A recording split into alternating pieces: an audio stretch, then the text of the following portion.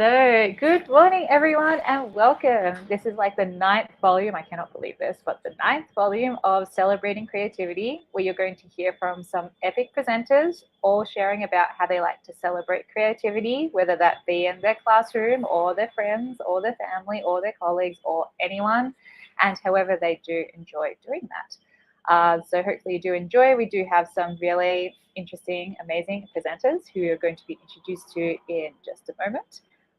And so, without much further ado, I'm going to bring up our first presenter, Sandra. I'm going to take off my slides and bring hers up. Hello, good morning, Hello. Sandra. Yeah, So nice good to see morning you. here. I know other people because this is a global sort of connection. I'm always so honored to connect with you, Mel, and to do, to be able to be in any space where we're celebrating creativity and education in any capacity. So thank you so much for the opportunity today. No problem. We'll enjoy and we'll see you very soon. Okay, thank you so much. So, just to give you a little high level overview of who I am Sandra Donaghue. I'm an elementary, which would mean kindergarten to grade 8, principal in Mississauga, Ontario, in Canada. And I am actually currently this year, I'm on a secondment. So, I am working with the Catholic Principal Council of Ontario, which I represent. I'm currently serving in the role of president of that executive council. And so I represent all of the administrators from across the province for both elementary and secondary, both principals and vice principals. And so I do this year, I've been traveling the province, I've been connecting with administrators, and I've been trying to capture the entire regional perspective from this province, which Ontario is actually a very large geographical province. So there's a lot of space. And so it's been truly a privilege of mine to be able to sort of step outside of what it is that I normally do. And then to be able to travel, capturing, sort of the voice of administrators from across the province. So whether you are a teacher, whether you are a support worker in any capacity in education, I truly believe that we are all educational leaders. And then some of us just take on that as a title. So today I wanted to focus in on celebrating and elevating essentially everybody's voice, but also honoring creativity and chances. And that's kind of what the essence of my sort of 10 minutes sort of conversation with you is going to believe. So, or to focus in on. So, of course, I wanted to start off with your beliefs. So your beliefs need to be more than just words, and they do need to be at the core of each and every decision that you make, and also each and every interaction that you have with others. So being incredibly grounded in who you are and what you believe about teaching, learning, development, human connection, relationships, and all of those things is essential, I believe, to tapping into everybody's voice, and therefore tapping into everybody's creativity. Because I think that if we're in spaces where we feel safe, where we feel valued, where we feel respected, then we are able to also feel free to take risks. And then we can get into a lot more creative stances in our classrooms, in our hallways, just even in community with each other. So to me, I feel that really taking a pulse check nice and early, and understanding who you are, what you believe, and then allowing that to be your center, your guide to move you forward in your creative journey, in your career, and in all of your interactions with others. So, why? To me, I'm always focused in on the why. I know there's a tremendous amount of research out there with educational gurus and lots of stuff. And many of us are familiar with Simon Sinek, because it seems like that seems to be a video that continues to circulate about being really connected to your why. And when you are connected to your why, you are able to actually fully understand who you are, what it is that you're trying to do, and then how you can bring that to fruition in your actions and in every part of your educational journey, whatever that looks like. So for me, I always think, why is it important to honor creativity and new ways of thinking? Because Again, we don't want to be caught in the we've always done it this way loop and then continue to just recycle the same stuff that's been happening year after year. But also, we have to be recognizing that as educational leaders, whatever capacity, whatever role you serve in education, you have an opportunity to literally look at the future, and the future is sitting right in front of you, in the students that you are interacting with, in the educators that you're interacting with. And so we want to see, how can we get people to really start taking risks and being people who honor differences, and then also see that there are multiple ways that we can arrive at solutions, as long as we are open to the possibilities and that we're open to connect with each other. So I kind of think that, if you again go back to your foundational beliefs and you understand, who am I as a leader, as an educator, as a person who wants to interact with others, then what is it that, how is it that I can make that happen? So who and what, uh, I always think, you have to stop and you have to think, why is this thing, this experience, this lesson, this assignment, whatever level you want to look at, why is this something to celebrate? Does it link back to our core goals? Does it link back to student success? Is this a breakthrough opportunity for someone? Is there something that is connected deeper than just, oh, yay, good job. But, what is the relevance to that? And then it'll tell you, this is definitely something I want to celebrate because I want others to know. The emotional connection. I'm a big fan of, making relationships be the foundation for how you drive so much of what you do. So when you see people that are engaged in a deep level of emotional care and connect, then you also want to celebrate and elevate that, because you're saying, listen, I saw that you took the extra time. I saw that you engaged in this really emotionally charged situation, and you demonstrated care, compassion, empathy, all of these things. And I also have to say, simple things are always worth celebrating. The person who stopped for a second and asked you how you were doing, the person who stopped and helped somebody else, all of those things, they are small, but they all add up to the big things, and that's when the magic starts to happen. Okay, so, what will you do to let others know that you are a person who wants to celebrate creativity, taking risks, and all of these things? Well, you know what? You got to tell everyone always. So you're constantly letting people know, I see you. I'm valuing your voice.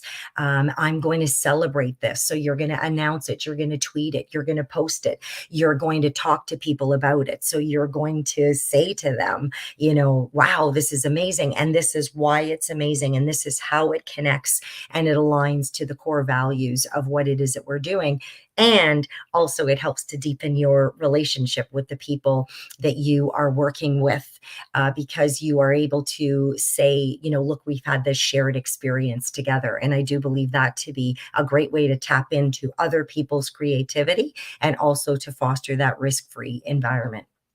So I also am a huge fan. Text it, email it, write it. Let people know right away.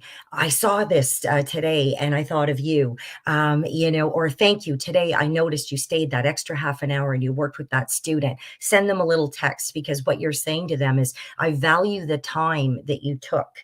I value that you connected with this human, and then you're valuing their work, their time, who they are. But you got to let them know that you see them doing it, and then it motivates them to do more, and then to also respond in different ways. So I'm a huge fan of the text, the email, the write, the note, the hallway conversation. Catch them in the moment and then move it on. And I'm also a huge fan of seeing when you see others that are doing things that are creative, that are amazing. That's how I connected with Mel. You know, you see people and you're like, wow, that is amazing. And then you let them know, very loved that experience, love that post, love this, or whatever it is. And it doesn't all have to be love. I don't mean it in that way. But what I'm saying is when you see things that bring you joy or motivate you or tap into your creativity, let the other people know that you value that. Because I think that that's a huge way to connect people. So I know a lot of times too, we hear things, you know, as educators, we're always mindful of, you know, the cost of things. So, you know, how do you celebrate people? Well, you know what? Kindness is always free and it is always available to us. So little offers of time, little things that say, you know what? Hey, I saw the other day you stayed, like, let me cover your duty. Let me do this for you. You know, I've got an extra person today. Can I send you an extra set of hands? Or I see that you're working on this huge project. Is there a role for me to play to support you in order to have that happen? And again, you know, that is hugely important to tapping into people's creativity because it allows them to maybe get to the stuff that they really like to do. Surprises, you know, where you just go up and you're just, you say, oh, here, you know, here's a little article, a card, a note. I saw this. It reminded me of you, a conversation that we had the other day, you know, and I thought maybe this would have meaning to you. So here you go. I just finished this great book. You and I had a conversation the other day. Hey, why don't you read it? Maybe we can chat about it. You know, those kinds of things. Again, nobody's expecting that, but when you do that, it connects you. And it again, I can't say this enough. I really feel that this is when people are feeling like, yes, I can take a risk and I can go forward. And I can, you know, I can move myself to take these risks and be more creative in my choices and in my classroom and in my interactions with other humans. So notice and name. So I really, really feel that people need to understand why you are celebrating what it is that they have done, not just because of an end goal, but maybe it's because of how they approach something or how it is that they, you know, worked their way through a situation or how they interacted with another person. And you saw that was an incredible, important moment for all the people that were involved. So I do have a lot of conversations with people to let them know that I notice the little things that they do, and I think that they are important and that they are game changers for us as educators, to tap into students' risk-taking, creativity, etc. So sometimes we have to move away from the product itself, but then honor the journey and the human interaction and relationship that occurred while, you know, something was going on in your school or whatever. I can think of a million understandings. I mean, a million of interactions that have happened in our schools every day. So, you know, I love to elevate students in any way I can. So I just thought of a little thing is you really should elevate student success when they do this no box thinking. Like when you have kids who come up to you and they share things that are like outside of what is the, let's put it in air quotes, the usual, the norm, the whatever, you know, you got to celebrate that. And you have to say, way to go. That is incredible. Can you share that with your friends? Would you mind sharing that with another classroom? Would you mind letting me, you know, have a conversation with you so I can understand your process or how you came up with this?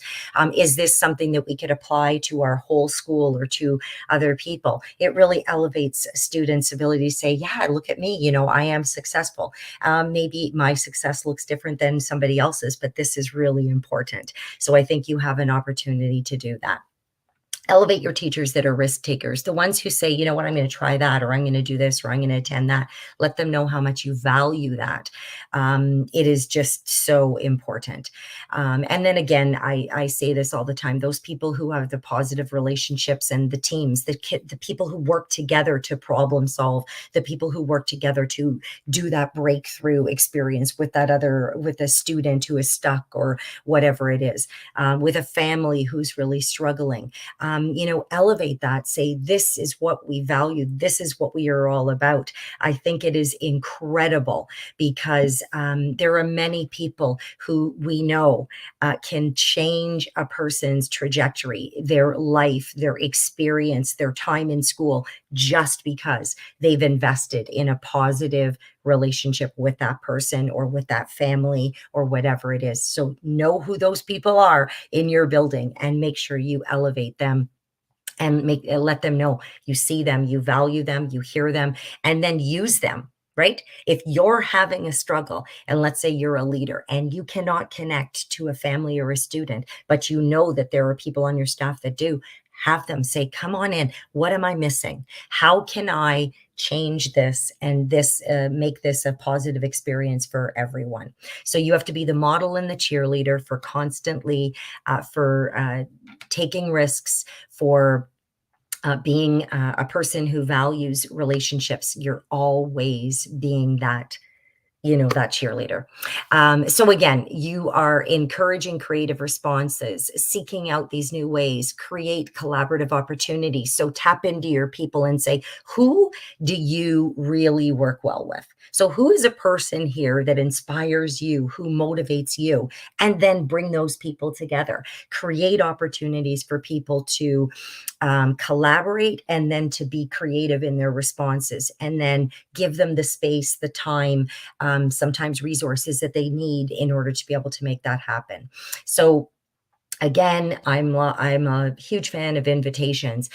Invite sharing and options all the time, everywhere. So when you see things, say to somebody, I saw that, this is amazing. Can you share that with so-and-so? Or, I think this would work really well with this student. Would you be willing to, connect? Because you want to be fostering that. Because let's face it, if we're happy and we feel that we're working in a space that is a place that honors voice, choice, collaboration, communication, creativity, you're going to be more motivated to do that. And again, you know what? Throw the box away. Who needs it? It doesn't work for everybody, and we know that. So a couple of just final notes. I know I'm over my 10 minutes, but you can tell I'm incredibly passionate about this stuff. Authenticity is really, really important. So please be consistent constantly. Always have your core beliefs on display. People who know you should know what you believe and what you value. And even on those days, let me tell you, when you have nothing left in the tank, you still have to stay steadfast and true to what your core beliefs are and continue to maintain your relationships in a consistent pattern, because that is what people have come to rely on in their identity of who you are. So you're not going to change course all of a sudden, and then people are going to start to panic and they're going to say, oh boy, I better stop because I'm not sure who I'm going to receive on the other end. So those expectations that you have laid out for yourself and for everyone, they apply at all times. You can't pick and choose when you're going to value this over that, or when you're going to elevate this over that, or celebrate one thing over another. It really, really, really matters. Your words and your actions always matter. They tell your story that you're writing every single day.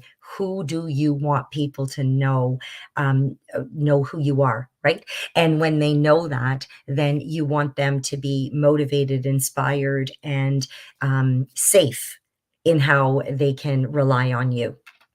I cannot stress that enough, the consistency. So really, no one will follow you or believe you if you take days off from your core beliefs. You really just can't. You have to be consistent and persistent as well.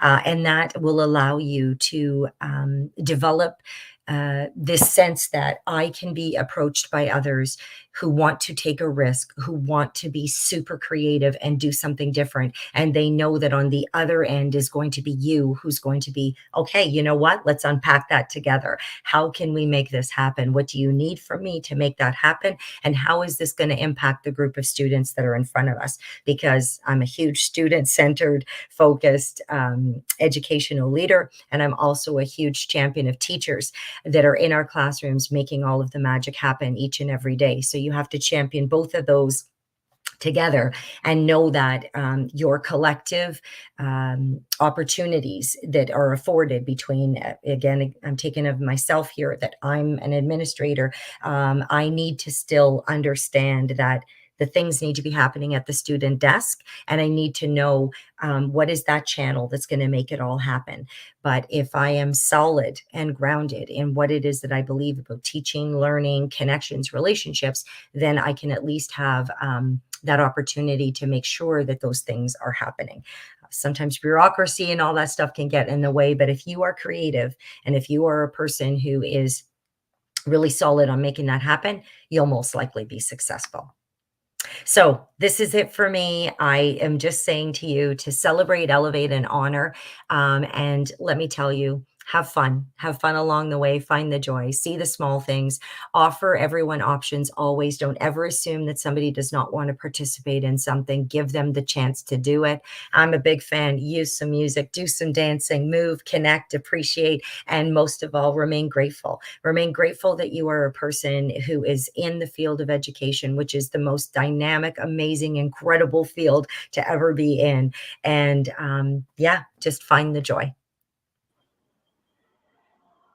Thank you so much, Sandra. That was quite an epic presentation. Really, your passion came out there quite evidently. You know, if we're about celebrating others and just giving that chance and being consistent, right? Not just like a once-off, like, hey, you did Yes. well on this. But it's like making sure they know that they're valued and they realize that, oh no, I can do this and I want to do this again because of your encouragement. Otherwise, I might not have actually tried. So, yeah, really do appreciate that and sharing all of the amazingness. I'm sure other people in the chat be quite inspired and just wowza at what you just had there. So appreciate you, Sandra, and Thank you yes, so I'll much. see you again very Yes. soon. Thank you. Okay, so next up we have Mr. G, aka Carlos. I will bring him up now. Hello there, welcome. Thank you so much for having me. No, Now that was an amazing presentation we just had. And you are also going to be amazing. Okay, I'm going to take myself off and enjoy yourself. All right, thank you so much. But yes, Sandra, thank you so much for that amazing presentation. Let's start with a little bit about who I am. I'm in the process of obtaining my master's in educational technology. So instead of Mr. G, soon I'll be Master G. It took me a long time to start, and I'm almost finished. And right now I'm wondering when will I ever start my doctorates? Speaking of which, it makes me think that last week, as I was greeting students as they come into class, one of my students tells me, "Don't you get tired standing there?"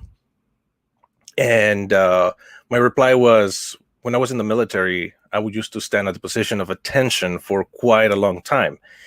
And he asked me, "How long were you in the military?" I said, "In the National Guard, I was 6 years. And in the State Guard," all of a sudden he interrupts me and says, "And how old are you?" So, yeah. So, before I move on, I want to talk a little bit about my students. Here, there's several sections where we have Juarez Lincoln High School is part of a district called La Jolla ISD, and I see Tanya. Thank you so much for shouting out our school district. And one more thing is that there are several school districts, and one of them is Region 1. All those school districts are part of a region in Texas, which is Region 1. And they host this student by student technology and leadership conference. And that picture is of my students and at that technology conference. This was before the pandemic. And one of my students was asked, "Who taught you all this?" His response was, "He's my teacher, but he taught us to research and learn on our own. He only helped us when we couldn't figure it out." So that was a very proud moment. That was a very proud moment when I looked into what he said, and I started to understand that I was in the right path. Excuse me. And I'm proud of my students, all of them. My goal for them is to be better than me, even if it means that I'm not the teacher they need at the moment. Their future is what is important to me. All these students that you see here are part of my esports or gaming club. One of the main things that I want to emphasize is that being part of my club is being creative. There's something called Texas Youth Creator Awards.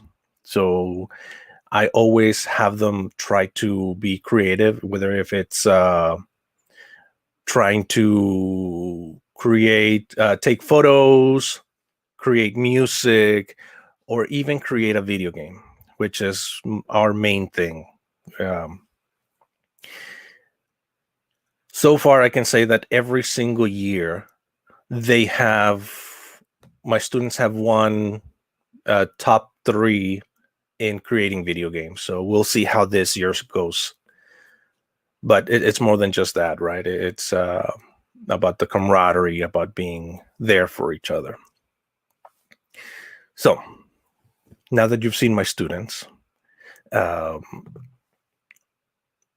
let's talk a little bit about why creativity is important, specifically in social media. So this is where this is going, social media.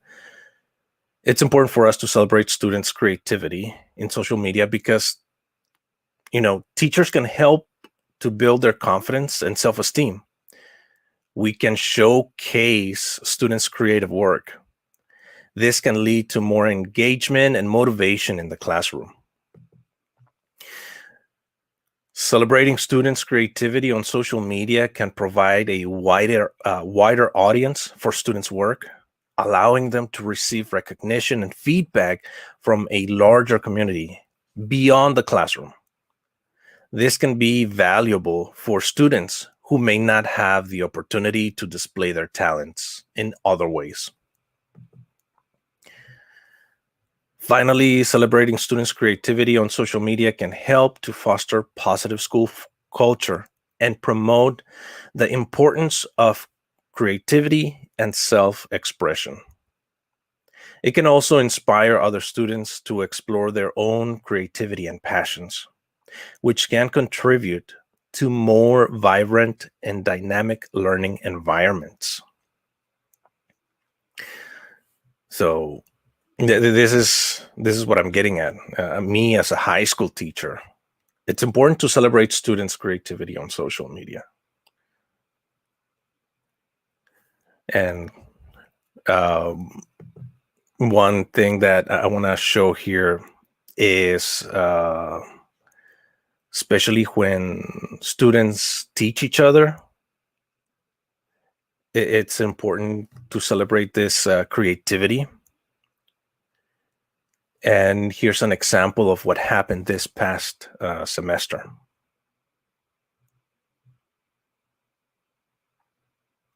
Not sure if it's...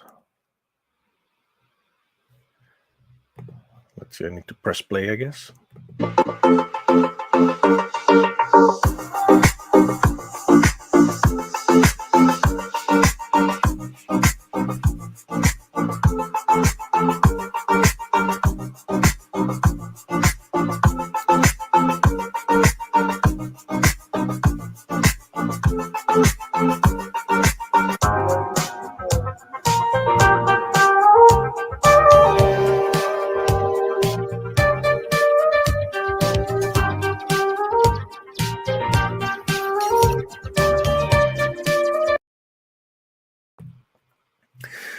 So this is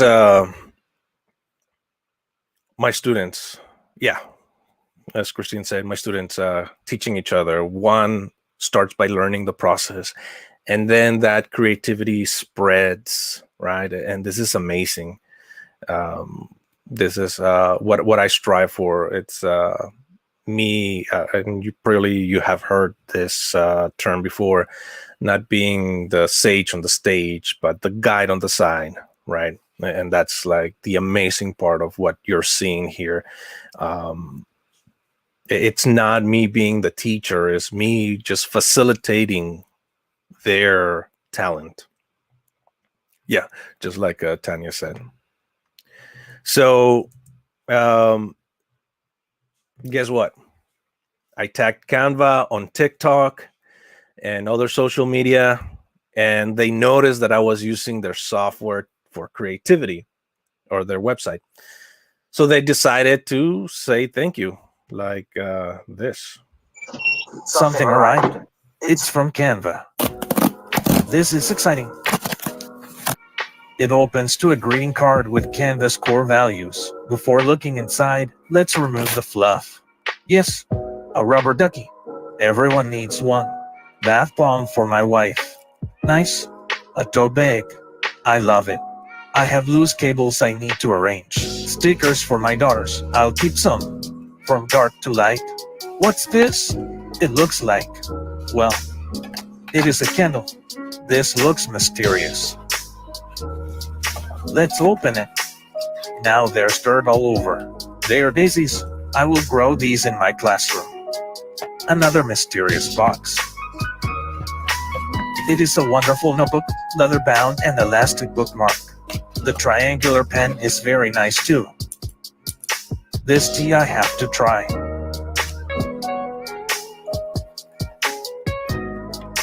It smells good.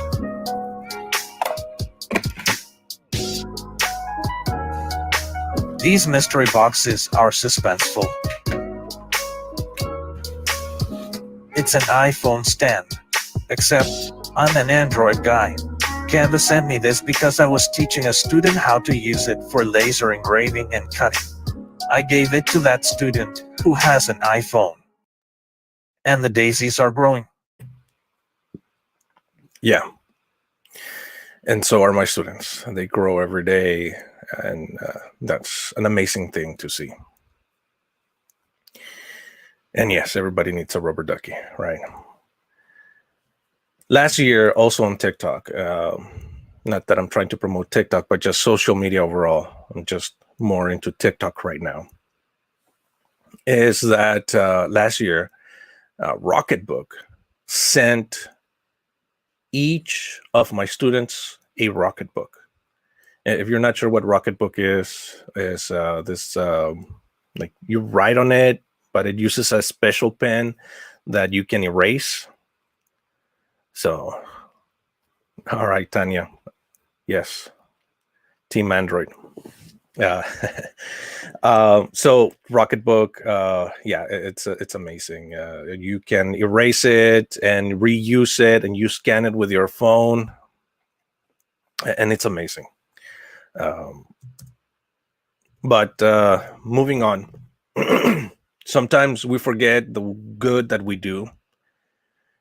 We're inundated with work and forget to see our growth. Some of us fall into depression, and it's nice to get validation from outside sources like Canva or Rocketbook. But for me, letters like this helps me remember why we do this and keeps me moving forward. This is from one of my club students. And it says, "Thank you for providing a safe space for us. Your club has been a place I look forward to attending every day. You have shown kindness to us, and I am really thankful for that. You have inspired me to become a better version of myself. Thank you for everything you have done for us. The opportunities you have opened for us have been really enjoyable. I hope to have a great rest of my high school years in computer technology and gaming."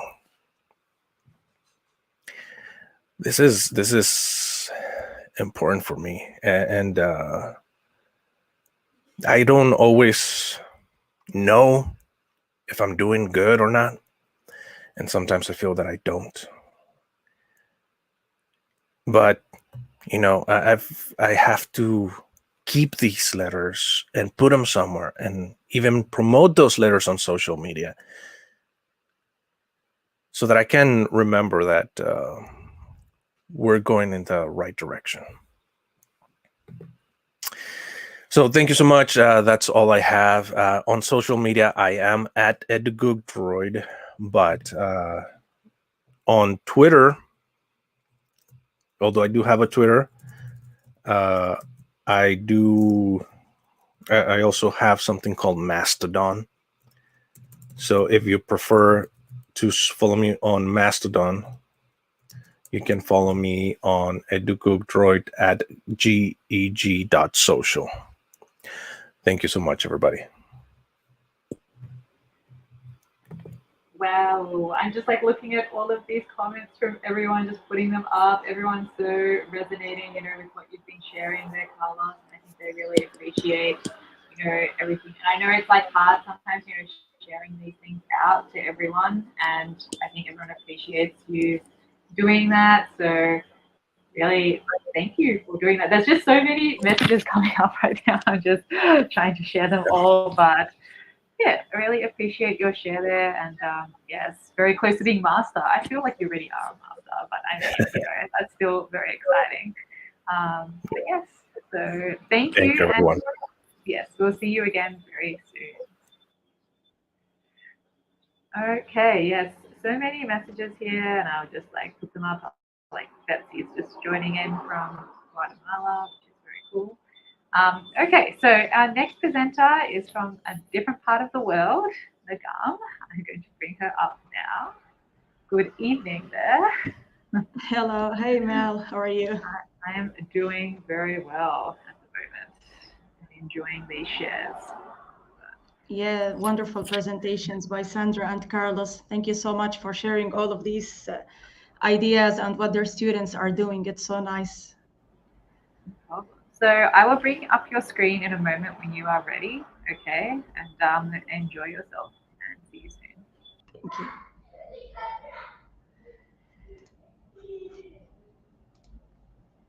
Okay, first of all, thank you, Mel, for having me here. I'm so happy to be along with other wonderful educators. As everyone said, it's very important to show our students some love and to celebrate their work. And this is why in today's session, I'm going to share how to celebrate their work. Like, how can we share whatever they're doing in class, whether it's an assignment, a classwork, a project, with their parents? How can we share it with their parents, with their friends, maybe with other people around the world? So I'm going to share some ideas. Some of them are known, but I'm going to do like some changes to some traditional ideas of sharing their work. First of all, I'm Nagham, and I'm an educational technology specialist here, located here in Kuwait, and I'm a Google certified trainer. You can also find me on Twitter and Instagram and YouTube. I share some EdTech tips there, especially on my Instagram and YouTube under the name Techtastic Educator. And today, again, I'm going to share with you some nice ideas that you can use in order to share what your students are doing in class. You can decide like what type of work you want to share. I chose projects because it was easier for me. I'm a former physics teacher, so this is what I could gather. Like, I had a lot of pictures of projects since I'm not teaching in class right now, but it can be applied on any type of work and on any type of creativity. There will be 5 general ideas, but you will see that all of them will include video and audio messages. And the reason is that I feel we tend to give usually like either a live verbal feedback in class or a written feedback.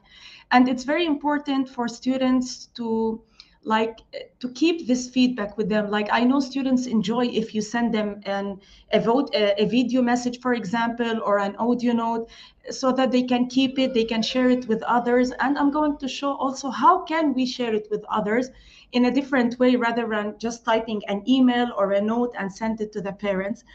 Let me share my favorite EdTech tools for creating audio and video messages. These are my favorite. Of course, there's much more, but I love using first Mote. Mote, it's a Chrome extension that you can use. You just download on your Chrome browser, and you can record any voice message you want. And it's very easy to share Mote voice messages because you can share it either through a link or through a QR code. And I'm going to use these two functions later whenever I share other ideas of sharing creativity.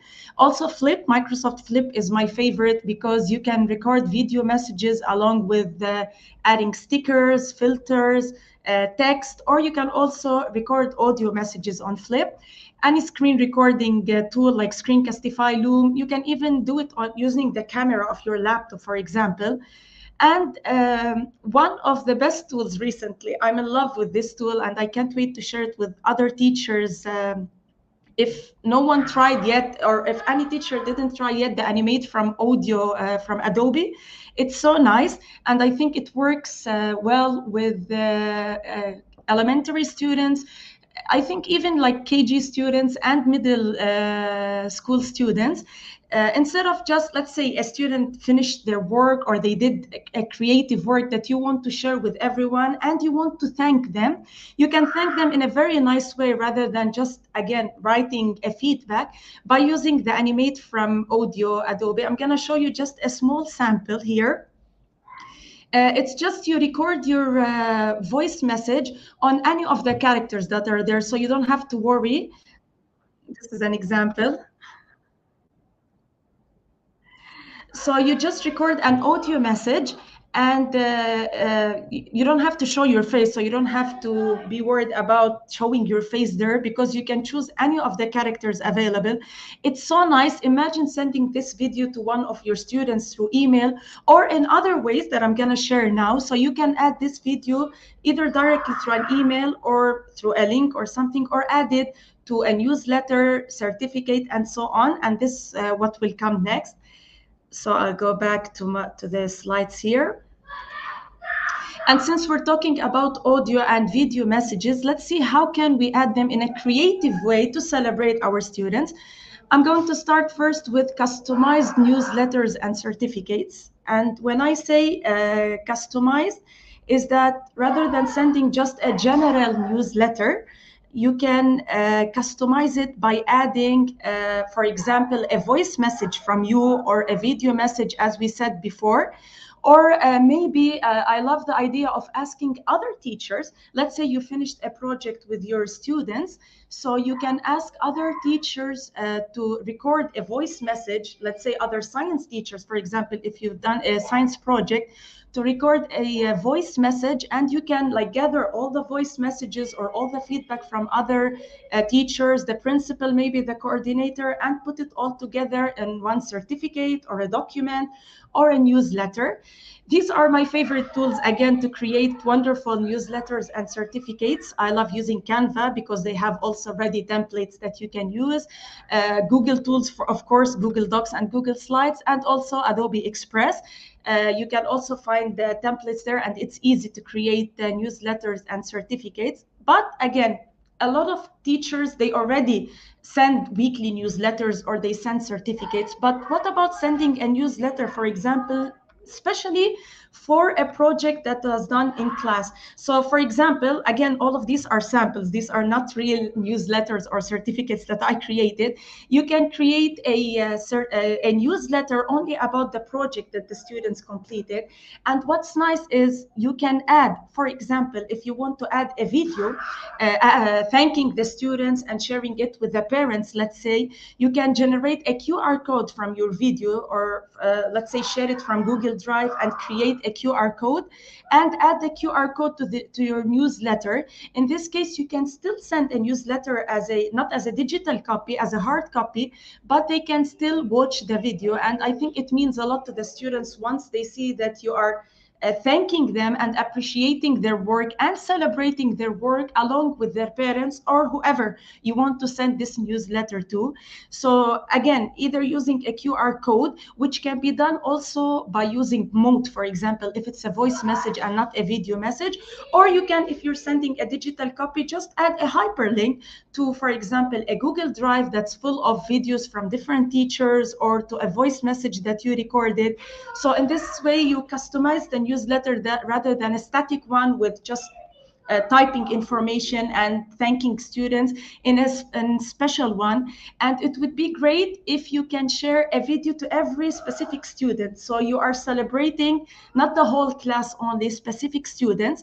And this can be added also to the certificate. Usually we send a certificate saying like, okay, as you can see here, certificate of excellence, this is presented to XYZ. But what if I add a special message to this student that they can share it with their friends, they can share it with their family members, again, by using an audio message or a video message and using a QR code on the certificate. So once they scan it, they can just listen to the message or watch the video that's recorded. Another way for also celebrating students in a certain way rather than sending newsletters, because newsletters, they need to be updated. So we have to send it like every week or every month, for example, similar to certificates. We can create a class website. For example, I love using Google Sites. You can just create a website and you can share all the work done by the students there. And you can even leave a space for people to share, to give their feedback on their work. So I'm going to give, again, this is a sample. It's not a completed website. So I can share everything on my website and share this website with the parents and keep them updated. They will be so happy to celebrate their kids too by sharing pictures. For example, this is a sample created on Google Sites. I had to cover my students' faces. So just sharing like what they've done in class. So especially that the parents, they can't see what the kids are doing in the school. So I'm just sharing images, videos. And what's nice about the class website is that you can keep on updating it and the parents can always check the website in order to see the updates and to see how we are celebrating the kids at school. Another way also, which I tried with my physics students, with my seniors, was social media. I opened an Instagram account first just to share information, like I get information online as a summary for what we're studying in class, and I share it on my Instagram account. And then later I was thinking, why don't I also share what they are doing in class, like if they're doing an activity. So for example, here they were doing an experiment to separate mixtures in the lab. So I took a video of them doing it, put it all together, and this was even before Instagram Reels. So I think now you can spread it even more. This was a private Instagram account. But what was nice is that when the kids see other seniors, like those who graduated, commenting on the project, like, oh, we remember we've done this last year. It was so difficult, great work. Sometimes parents also, they were like parents of students that I'm teaching, they joined also the Instagram account. So it was so nice because our kids, they love social media, and having an Instagram account that's educational and at the same time a platform to celebrate our students, it would be nice. And my students loved it. Like this was 3 years ago, I think, but they really enjoyed seeing their work on Instagram. And I even used to go live sometimes, like in the science fair, or if they're trying their projects outside, let's say in the field, I used to go live on my Instagram account. Other with social media, of course, it can be through Twitter or YouTube. You can just create a normal YouTube playlist and put all the videos there and share it with again, the community, school members, the family, or on Twitter. I love what Tanya is doing on Twitter. She always shares what her kids are doing in class. And it's nice when we receive, like if I share what my students are doing on Twitter, it's nice when we receive live feedback and comments from other educators in the world, and we can share it with our students. Once they know that there are people worldwide celebrating their work, this will encourage them to do better. And what's better than, let's say, students doing a project using Canva or Adobe, and you have Adobe official account commenting on their projects, or for example, someone that represents them. This is so nice. And I chose Tanya because I always see all the great work like that she shares on her Twitter account. Another way also for sharing other than social media is Wakelet. Wakelet recently is one of my favorite tools, and I'm sure a lot of teachers who tried Wakelet, they're in love with this tool, because you can also, like, you don't have to worry about Does this, for example, platform support if I add this video or audio? Wakelet, you can add anything you want to Wakelet. You can add text, you can add images, videos, links, tweets, flip videos, anything you want. So it's so nice. Again, the same as what I said before. If you want to gather all the videos of their students doing their work in class, again, it doesn't have to be only projects. I chose projects as an example. It can be something they're doing as a classwork. In class, you just take a video, you post it on, you add it to Wakelet. So you create a Wakelet collection where you add all the work that the students are doing in your class, and you can share this Wakelet collection with parents and with others. You can add to the Wakelet collection either pictures or videos. And what I love to do, or I feel like kids will enjoy, if you add a part, which can be done also not only on Wakelet, if you add a part where you ask, let's say at the end, again, this is sample work, if you add, I'm trying to scroll down, a part where you ask, for example, other people who are checking the Wakelet collection to leave a feedback. So you're not sharing it on Twitter. If you want to keep it a little bit private, let's say you don't want to share it worldwide, you can just share this Wakelet collection. Whoever has the link can access this Wakelet collection, and you can ask them by filling a Google form, let's say adding a voice note again or a video, to leave a feedback on the students' work. And you can again share this feedback with the students. This will mean a lot to them.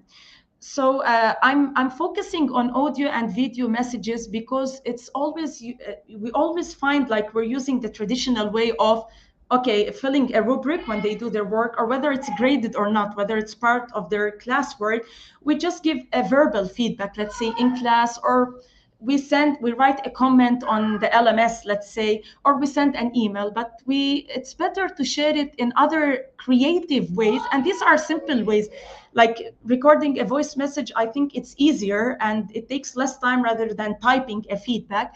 And to personalize it, like to record a voice message or a video message to a specific student, this will mean to them, like this will be something that will encourage them to do better.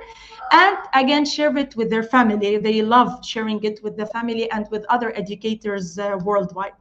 So these are in general all the things that you can do with your students. Again, there are thousands or hundreds of other ways that you can do with your students, but I loved using these ideas so that we can spread what the students are doing, and at the same time help other educators. Like when I see on Twitter other educators sharing what their kids are doing, it also gives me idea to do things with my students, and it encouraged me as an educator, for example, or as a teacher, to share what my students are doing. And of course, we can inform them ahead of time because this will encourage them more.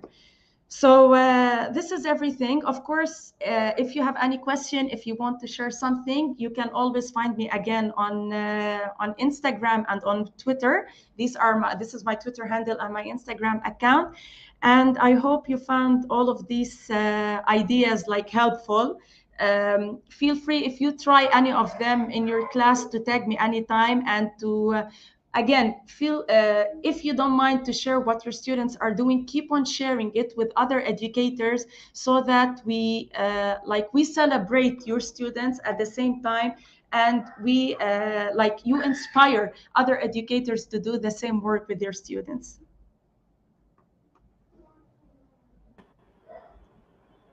Okay, so thank you so much, Nagham. There were so many comments coming through about all the different platforms, and everyone just really enjoying all the shares and different ideas, from the Wakelet or from the Adobe. And yes, I like that Lookness here too. And then, yeah, there's just so much here. So I'm sure that people might reach out to you after trying some of these things that you have been sharing. So I appreciate you. Yeah, thank you so much. And thank you, Mel, for having me here. Thank you. No problem. Okay, I will take you off, but we will see you again quite soon. Okay, so thank you for all your comments in the chat there, everyone, and thank you, Nagham, for your presentation. And the last presenter today is Jared, and I'm going to bring him on now. Good morning, Jared. How are Good you? morning, everyone. I'm doing fantastic. How are you all doing today? Okay, so I'm going to go to. Yes. If you'd like to share something, I will. Give me 1 second here. I'm clicking these buttons and I had this all set up and now it doesn't want to open. That always But happens. actually, this is really nice because it's going to tie in really nicely to something I've often said before, or I'm going to talk about today about embracing chaos and learning just to go with it. That is the reality. That happens all the time. And I believe this is it.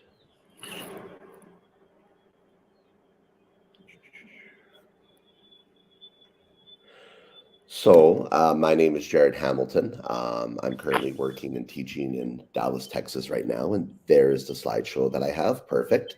So, what I wanted to focus on a little bit today to follow up what our previous three presenters was, again, with the idea of teaching through creativity, is kind of how do we build a lot of the competencies first before we start driving the content, getting students to sort of, again, be the drivers of their learning, putting them in charge.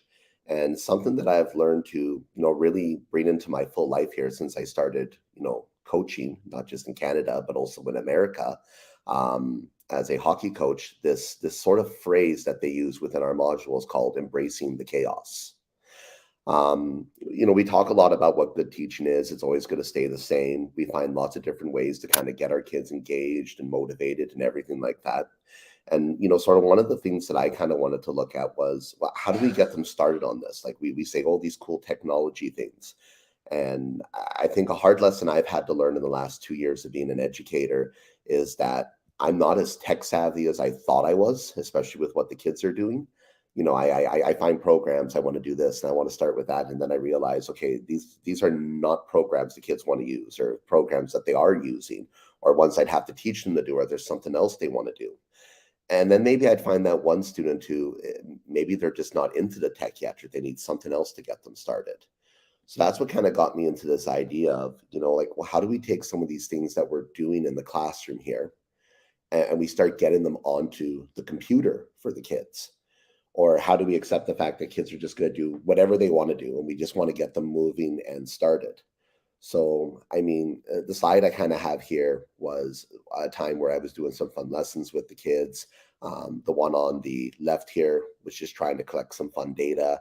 I wanted to get the kids into the outside. I wanted them to be, doing some exercising. We were just coming off COVID, so there was all that lockdown.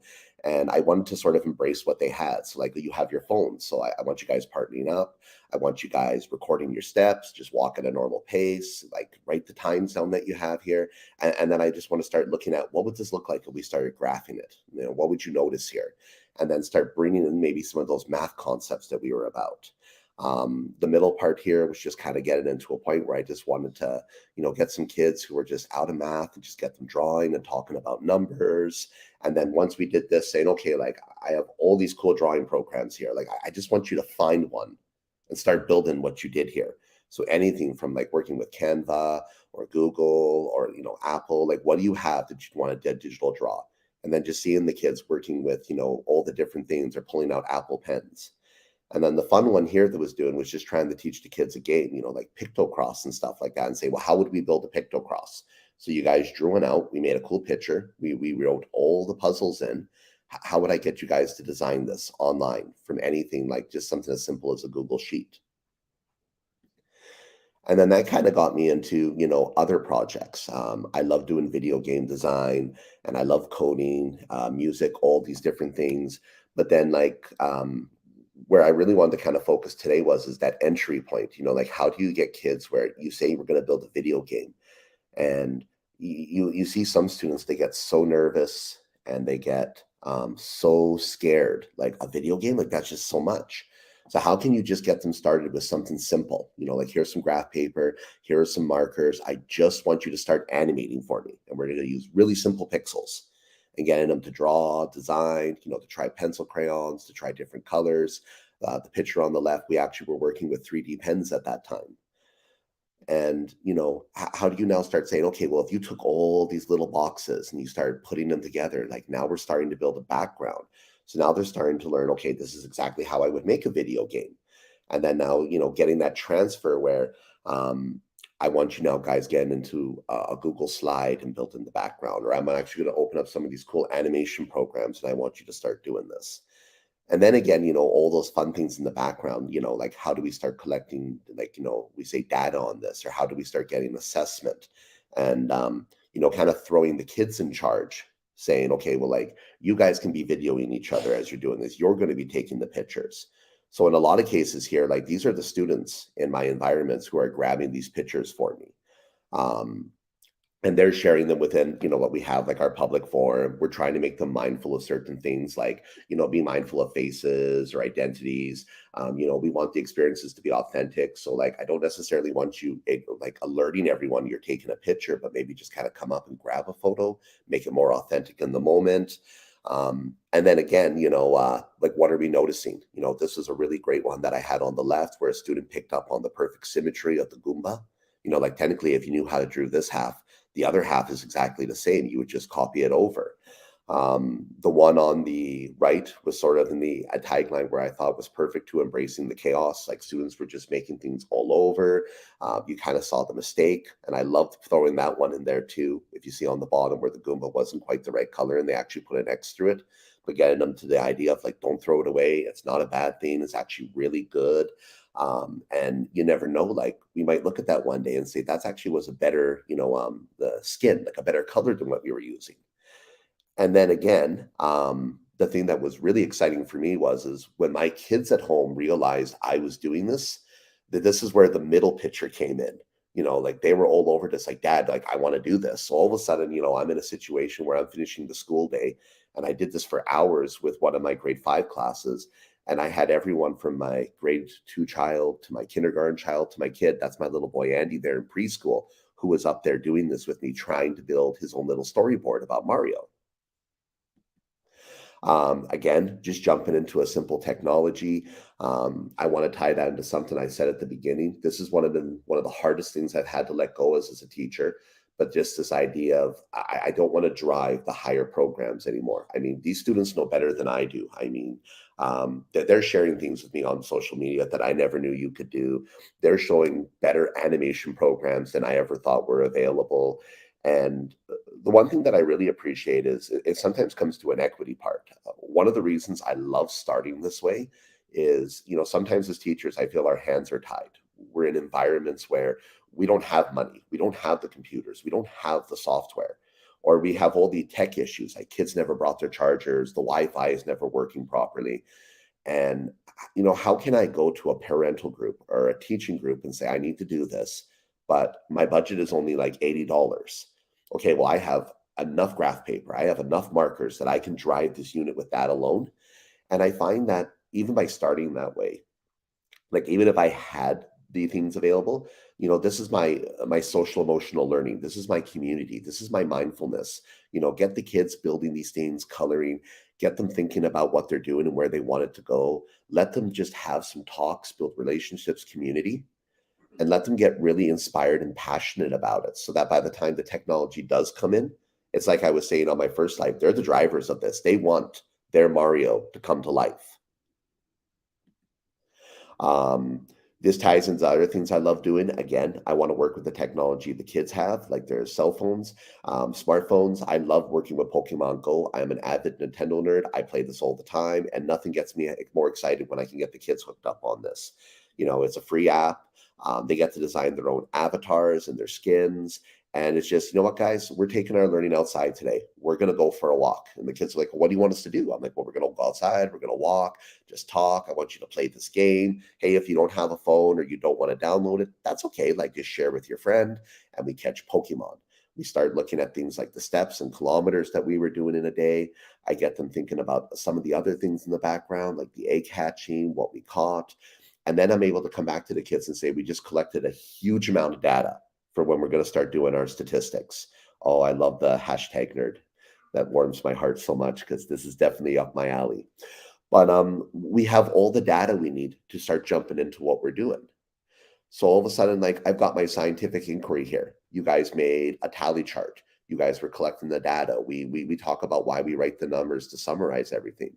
We start writing about like our control variables. Why did we do it this way? We get to look at representations of the data. So, nerds like myself may like looking at the hardcore numbers, but we may have to accept that other people, they want to be seeing the colors, they want to be seeing the bar graphs. And again, from here, taking a moment to step back and say, I don't want to tell you guys how to make this about technology. I want you guys to make the technology part. And I really liked how it was said earlier, that perhaps my opportunity here is to say, I don't want to drive it, but I'm here to support you. Like, what did you find with this work? Do I have a different suggestion?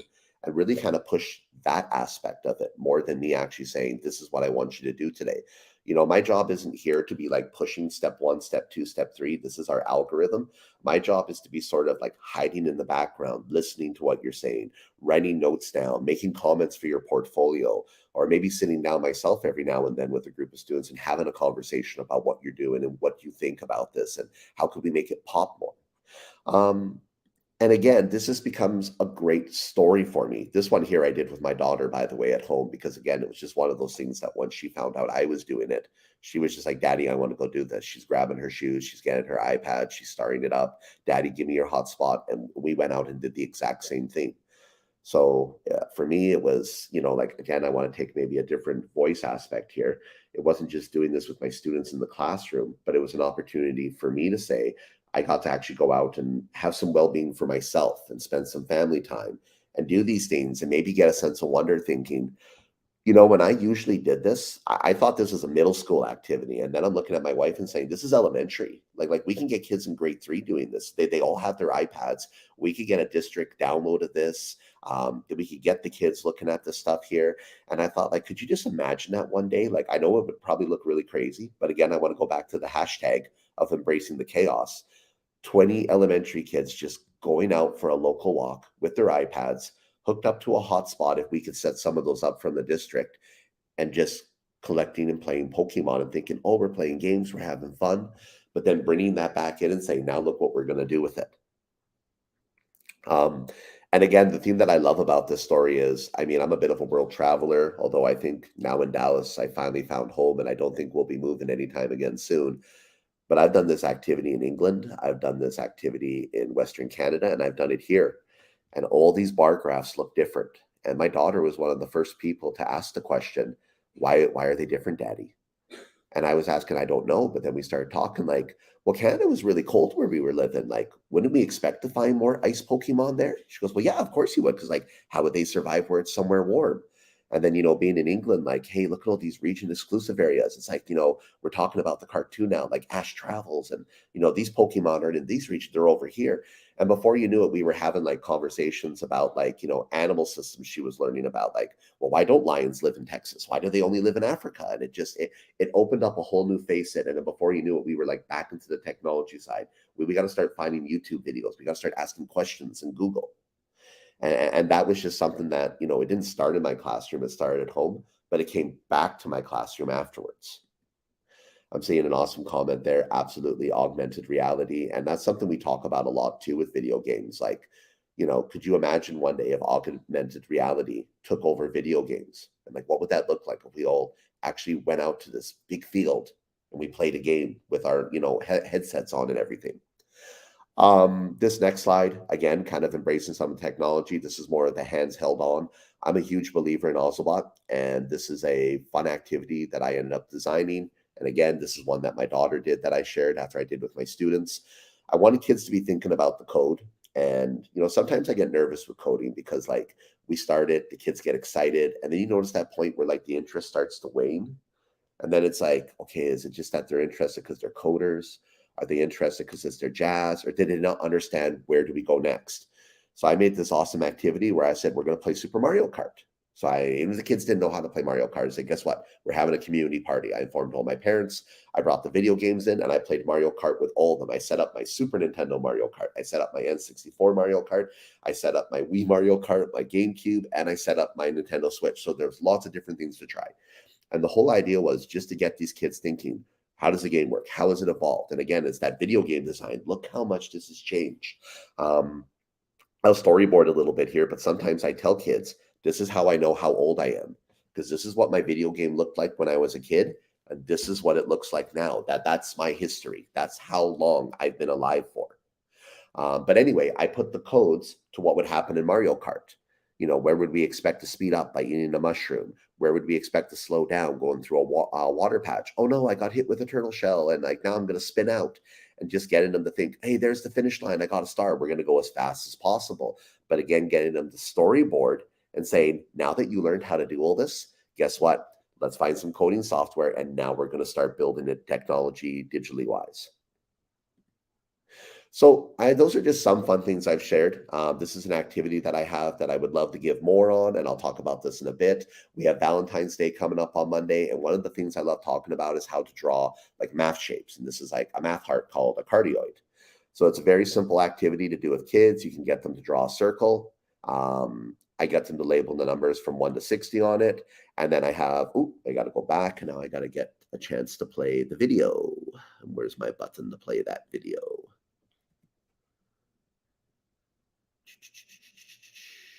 So I'm getting my slide, but I'm not getting my video link. Anyway, I've shared this on Twitter here. I don't want to spend too much time on the part here, but this again, if I had it working, which I don't, which is just fine, it's just a fun way to see how you could draw out this heart shape. And then by drawing out this heart shape, now how do we animate it? You made a cool heart.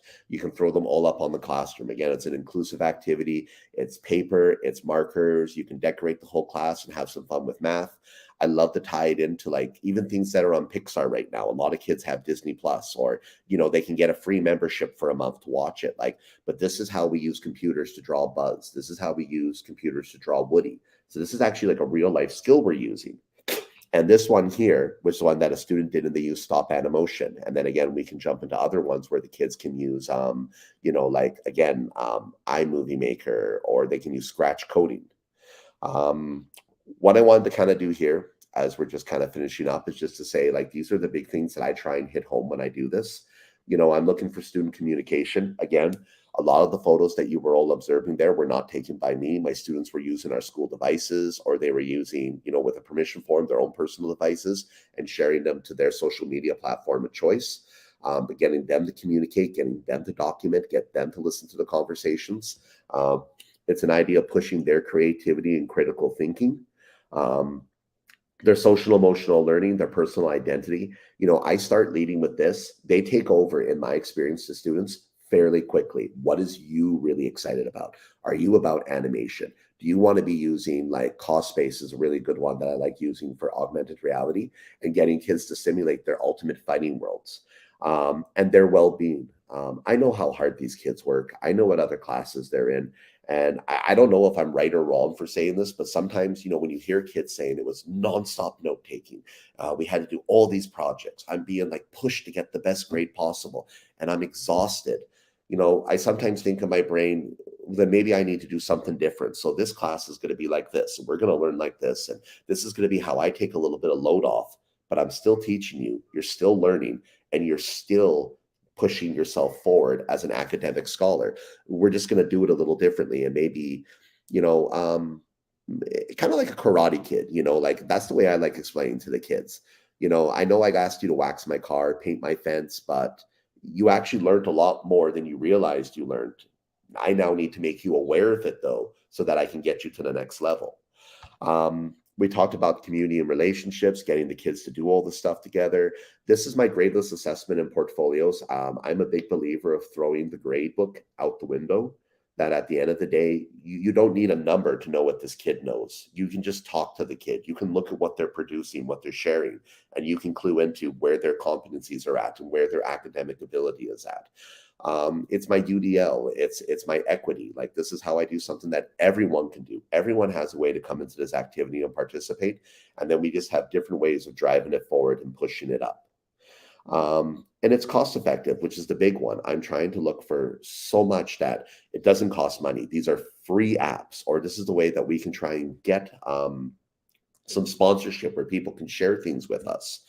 And again, it ties into what everyone was saying before. It's that kindness model. I honestly don't know what the world is going to look like in the future. There's some things that I look at that I get excited. We talk about what jobs we're trying to prepare the kids for, but this is something I've come to embrace a lot in the last couple of years is, you know what? We can teach these kids to do all these great things with technology. We can have all this fun tech. We can talk about how important coding is. But if we don't have kindness right, what kind of a world are we actually preparing these kids to be in? And this is my opportunity to show that, we have grace, we have kindness, we have celebration. And no matter what we're going to do or what our jobs are, at the end of the day, we just want to be good human beings. And more importantly, we want to be happy and kind human beings. This is sort of the end of everything that I looked at here. Again, I'm going to jump over to here. I had another cool video, but I'm going to be honest with you, it's probably not going to work, but I have it on Twitter. So a great way to see these videos that I just talked about. And again, I'm embracing the chaos in the moment of this is how it's going to work out. I'm on Twitter and Instagram at my tag right there. I'm actually going to be doing TikTok and YouTube coming really soon, where I'm going to try and share as much of this as possible. And I just kind of wanted to end with my closing part here to, again, kind of go with the first slide. I saw a lot of comments about, well, share what programs you're using or what do you like. To be honest, right now, I don't have any preferred programs. I've really tried to remove myself from that and say that this is just the idea that I want. But some of the things that my students are using that they're having fun with, they're using Canva, they're using Cosplay. Scratch is a huge one that a lot of them love using because, again, they can make a free account and there's so much they can build and load into it. For example, the Mario Maker that I showed you before when we made the pixel design, one of my favorite tools for students is actually making that, bringing it into Scratch, and then doing all the different steps, and then using Scratch to do the animation.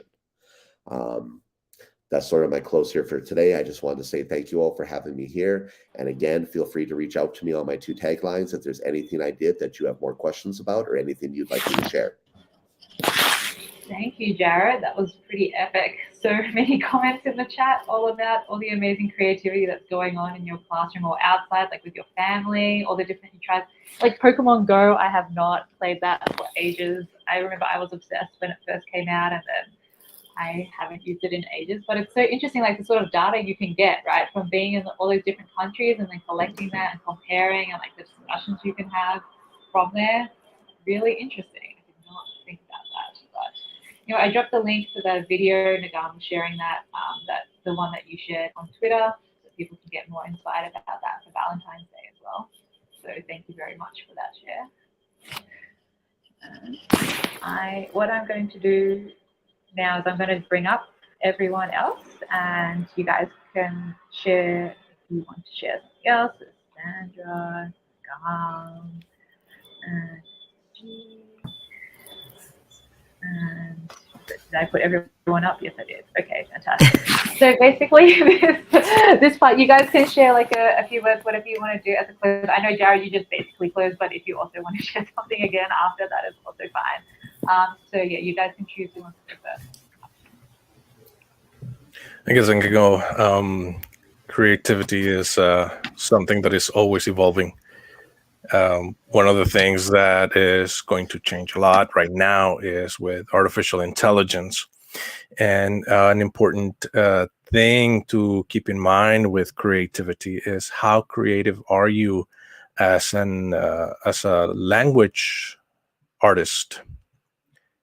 That is to say, can you create a prompt that will have the artificial intelligence engine, whether if it's ChatGPT or Stable Diffusion, create what you're needing at that moment?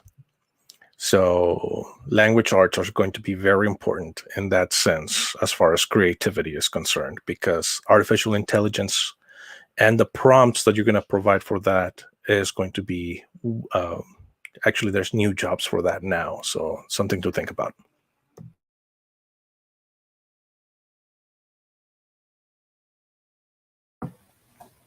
I just wanted to jump on and say what actually, as I was here in the background and I was listening, what I loved the most is that all of the presentations were so unique in what it is that everybody chose to highlight, which really says so much about how much creativity there is out there in the world, because everybody's approach, and the things that they chose to share, everybody had something new to say. So you can never run out of, ideas or suggestions or just different ways to inspire and motivate. So I do feel incredibly motivated to, follow each of you, to continue to learn and grow and change and shift. And again, I just think, in education, if we all could remain so open to, the possibilities, whether that's high tech, low tech, new technology, or even just reminding everybody, I loved that idea, Jared, of, you can tell how old I am from the technology or from my video game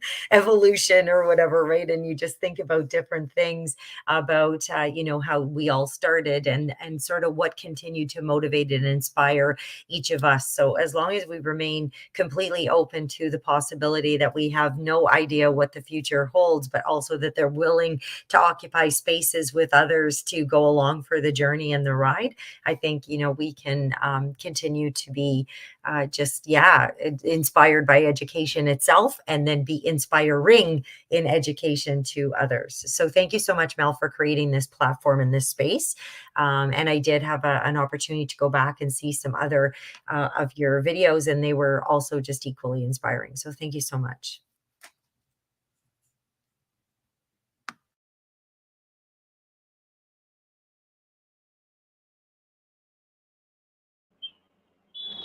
Do I need to tell people who to go next? Nagham, you go now. Off you go. Yeah, I'm having problems with my connection, so this is why it's freezing. Thank you, Mel, for having me here. It's really nice to see how everyone in the world, like all educators, are celebrating creativity, how they are fostering it in their classroom. I love this is the best part of being an educator, is connecting with other educators other than students themselves. Of course, we enjoy our students, but connecting with other educators, learning from them. So when we share all of these ideas, we are like, I'm for let me. I'm gonna use myself as an example. I'm really inspired by all of the ideas that was shared today, and in all of the celebrating creativity episodes. Even on social media, like when I connect with all the educators worldwide, it's a privilege, and it really gives me, like, it encouraged me, especially educators, they need always encouragement from others. So it's something so nice seeing all the wonderful work done in the world. So nice. And I really wish every single educator reach a point where they really foster creativity in their classroom, and they celebrate their students, whether in a very small way, like, or in a big way worldwide. But it's very important to encourage our students. Thank you again, Mel. I think it's like you said, Mel. I kind of did my closing when I finished there going last. But I mean, if there was one really quick thing I could say is tying into something I've become a big believer of. And the first slide is learn to embrace the chaos. Get everything going, get these kids working, and just let them do what they're going to do. Um, I've come to learn as a mentor teacher and more experienced, sometimes the most authentic or real learning environments aren't the ones where you walk in and the kids are all sitting in desks, their heads are down, they're writing with their pencils, and you could hear a pin drop in the room. But when you actually see them in groups and talking, and they're loud, and then they're probably going to be off task and all these other little things. But if you really see what's going on and what you're doing is authentic, you know there's something going on there despite all that. Yes. Well, thank you so much for all your words. I'm just sharing up here again for everyone to connect with you guys if it's on Twitter. And I did share like your other bits and pieces that you like your other social things. I know for Nagham, you're pretty active on Instagram and YouTube as well with another handle. But anyway, I think that from people are really inspired by everything that you guys have been sharing today. And we know that all of you come from different places and different experiences, and just what you've shared, I think, have given a lot of things for other people to think about that they mightn't have thought about before. So hopefully they can reach out to you, you know, at another point in the future. Because I mean, you shared so many different ideas. And so, yeah, that's why. So, guys, if you're watching this now live or you're doing it on the replay, just remember you do have these different ways to connect with the presenters from today. And we're very appreciative of them being able to share their time. I know it's a Sunday, whether it's the morning or the evening for you guys, it's usually family time or chill time. So it's really nice that you guys have been able to do that. Appreciate that. And just a final thing for the final volume of this series, yes, it's coming to a close. Can't believe we've had so many. Will be next month in March, and we have room for a couple more presenters. If anyone else who's been in the chat today who wants to share out for something else, just let me know, and we'd welcome you for sure. But yes, so thank you again to everyone who's been in the chat or who's presenting today. Hopefully we stay connected with each other. You know, big thing is just being connected. Maybe some of you didn't know each other before and now you do. So it's a new connection for you and you can get inspired and yeah, just stay connected basically. But yes, so thank you everyone for today and we'll see you next time. So bye.